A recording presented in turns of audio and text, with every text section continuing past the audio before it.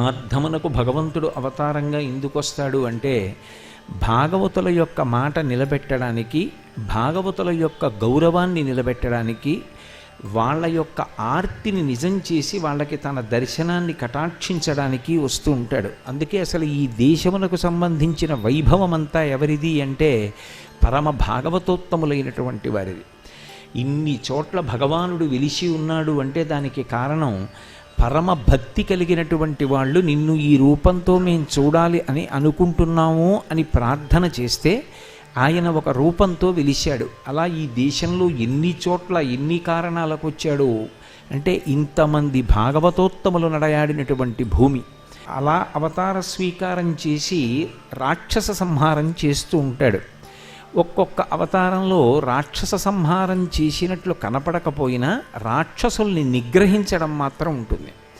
ఉదాహరణకి వామనమూర్తి అవతారంలో ఆయన రాక్షస సంహారం చేసినట్లు కనపడదు, కానీ ఆయన బలిచక్రవర్తిని బంధించినప్పుడు వామనమూర్తిని బంధించడానికి ప్రయత్నించినటువంటి రాక్షసులందరినీ కూడా నిగ్రహించి బలిచక్రవర్తిని వరుణపాశముల చేత బంధించాడు.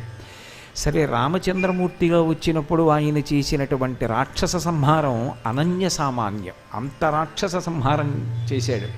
అందుకే ఆయన గురించి చెప్తూ గోపరాజు గారు మాట అంటాడు, బండన భీముడు అర్థజన బాంధవుడుజ్వల బాణతూణ కోదండ కళాప్రచండ భుజతాండవ కీర్తికి రామమూర్తికిన్ రెండవ సాటి దైవ వికలీడనుచున్ గడకట్టి భీరికా డండ నెడదంబుల జండము నిండ మత్త వేదండము నిక్కి చాటెదను దాశరథి కరుణాపయోనిధి అంటాడు. రాక్షస సంహారం చెయ్యవలసి వస్తే రామచంద్రమూర్తి యొక్క 2 భుజములు రుద్రతాండవం చేస్తాయి. ఎప్పుడు అక్షయబాణతూణీరంలోంచి బాణాన్ని తీస్తాడో, ఎప్పుడు వింటినారిని ఆకర్ణాంతము లాగుతాడో, ఎప్పుడు బాణాన్ని సంధిస్తాడో, ఎప్పుడు విడిచిపెడతాడో కనపడదు. ఆ చెయ్యి అంత వేగంగా తిరుగుతుంది. ఎదురుగుండా ఉన్నటువంటి రాక్షసులు పడిపోతూ ఉండడాన్ని బట్టి ఆయన ఇన్ని బాణములు వేస్తున్నాడు అని తెలుసుకోవాలి. శూర్పణఖ రామాయణంలో రామచంద్రమూర్తి యొక్క బాణ ప్రయోగంలో ఉండేటటువంటి కౌశలాన్ని చూసి మోహించింది. అంత అద్భుతమైనటువంటి యుద్ధం చేస్తాడు రామచంద్రమూర్తి. సరే, కృష్ణ భగవానుడిగా వస్తే కన్నులు తెరువని కడుచిన్ని పాపడై దానవి చనుబాలు త్రావి చంపే అన్నారు పోతనగారు.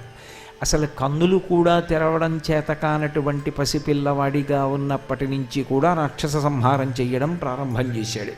పూతనా సంహారంతో మొదలుపెట్టాడు కదా. కానీ అది వెంకటేశ్వర అవతారం దగ్గరికి వచ్చేటప్పటికీ కేవలము పరమకారుణ్యంతో వచ్చాడు.